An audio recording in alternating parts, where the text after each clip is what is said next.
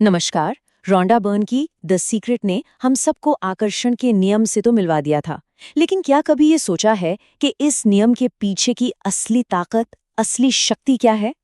आज हम उनकी अगली किताब द पावर को समझेंगे, जो इसी गहरे राज से पर्दा उठाती है। तो चलिए इस शक्तिशाली विचार को और गहराई से जानते हैं। आज की हमारी चर्चा में सबसे पहले हम द सीक्रेट से आगे की यात्रा करेंगे, फिर प्रेम की उस सर्वोच्च शक्ति को जानेंगे। उसके बाद हम उस शक्ति के मुख्य स्तंभों को समझेंगे, जीवन के हर हिस्से में उसके असर को देखेंगे और आखिर में जानेंगे कि ये समझ हमें कैसे पूरी तरह से बदल सकती है। तो चलिए शुरू करते हैं पहले खंड से, द सीक्रेट से आगे, और यहाँ हम उस बड़े सवाल का जवाब ढूंढेंगे कि ये जो आकर्षण का नियम है, इसे असल में ताकत कहाँ से मिलती है। देखिए, हम में से बहुत से लोग आकर्षण के नियम के बारे में जानते हैं, है ना? ये विचार कि हमारी सोच ही हमारी हकीकत बनाती है अब काफी आम हो चुका है। लेकिन कहानी सिर्फ इतनी ही नहीं है, असल में ये तो बस एक हिस्सा है। तो फिर असली सवाल ये उठता है कि आखिर वो कौन सी बुनियादी ताकत है, वो कौन सी फोर्स है जो हमारे विचारों को इतनी शक्ति देती है? वो क्या है जो हमारी इच्छाओं को हकीकत में बदल देता है? यही वो पहेली है जिसे द पावर सुलझाती है। और जवाब बहुत ही सीधा और गहरा है। हमारा दूसरा खंड इसी पर है, प्रेम, ब्रह्मांड की सर्वोच्च शक्ति। जी हाँ, यही रोंडा बर्न की किताब द पावर का आप कह सकते हैं दिल है। उसका सेंट्रल आइडिया है कि हर चीज का स्रोत प्रेम है। अब इस किताब के मुताबिक प्रेम सिर्फ एक एहसास नहीं है, नहीं, ये एक असल, पॉजिटिव और रचनात्मक शक्ति है। एक ऐसी पावर जो पूरे ब्रह्मांड को चला रही है। मतलब हर अच्छी चीज जो बनी है वो इसी ताकत से बनी है। इसे ऐसे समझिए, हमारी जो भावनाएं हैं, हमारी जो फीलिंग्स हैं, वो एक चुंबक की तरह काम करती हैं। जैसा हम महसूस करते हैं, ठीक वैसी ही चीज़ों को अपनी तरफ खींचते हैं। अगर कोई खुश और शुक्रगुजार है तो जिंदगी में और ज़्यादा खुशी खिंची चली आएगी। किताब के अनुसार दुनिया की हर अच्छी चीज़, हर रचना प्रेम का ही नतीजा है। ठीक है, ये तो समझ आ गया कि प्रेम ही वो शक्ति है, लेकिन इसका इस्तेमाल कैसे करें? तो चलिए तीसरे खंड में यही जानते हैं, शक्ति के मुख्य स्तंभ, यानी वो तरीके जिनसे हम इस फोर्स का जानबूझकर कॉन्शियसली इस्तेमाल कर सकते हैं। पहला स्तंभ है भावनाओं का पैमाना। इसको ना अपने अंदर के जीपीएस की तरह सोचिए, एक ऐसा सिस्टम जो हमें हर पल बताता है कि हम पॉजिटिव एनर्जी जोन में हैं या नेगेटिव। और ये बहुत ही सीधा है। जब हम उत्साह, प्रेम या शांति महसूस करते हैं तो हम पॉजिटिव जोन में होते हैं, और दूसरी तरफ जब गुस्सा, जलन या डर हावी हो तो हम नेगेटिव जोन में चले जाते हैं। इसीलिए अपनी भावनाओं के बारे में जागरूक रहना बहुत जरूरी हो जाता है। तो जिंदगी में बदलाव कैसे शुरू होता है? नियम बड़ा आसान है और बहुत पावरफुल भी।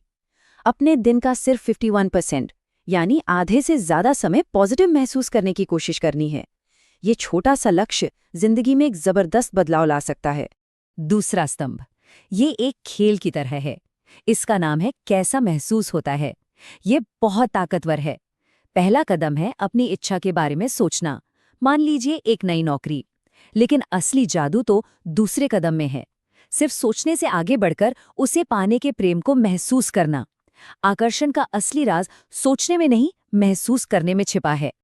और फिर आता है तीसरा और सबसे अहम स्तंभ, कृतज्ञता यानी ग्रैटिट्यूड।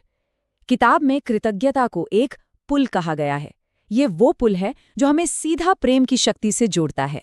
हम जितना ज्यादा धन्यवाद महसूस करते हैं और कहते हैं, उतनी ही ज्यादा ये शक्ति हमारी जिंदगी में काम करने लगती है। चलिए अब इन सिद्धांतों को जरा प्रैक्टिकल तरीके से देखते हैं।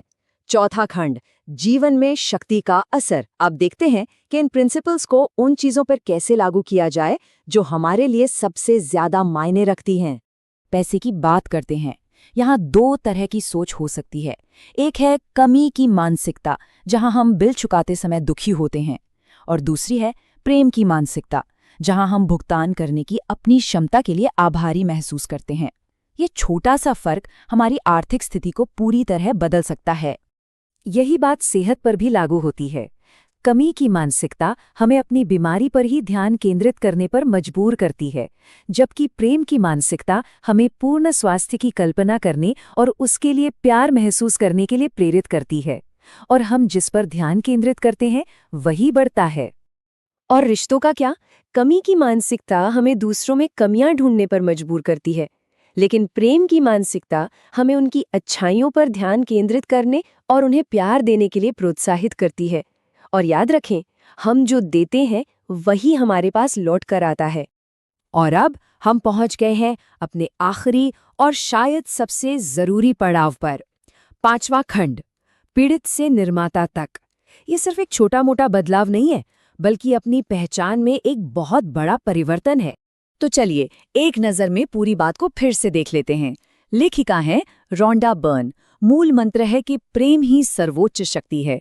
हमारे औजार हैं हमारी भावनाएं, कल्पना और कृतज्ञता। और हमारा लक्ष्य है जीवन के हर क्षेत्र में, पैसा, सेहत, रिश्ते, सब में सकारात्मक बदलाव लाना।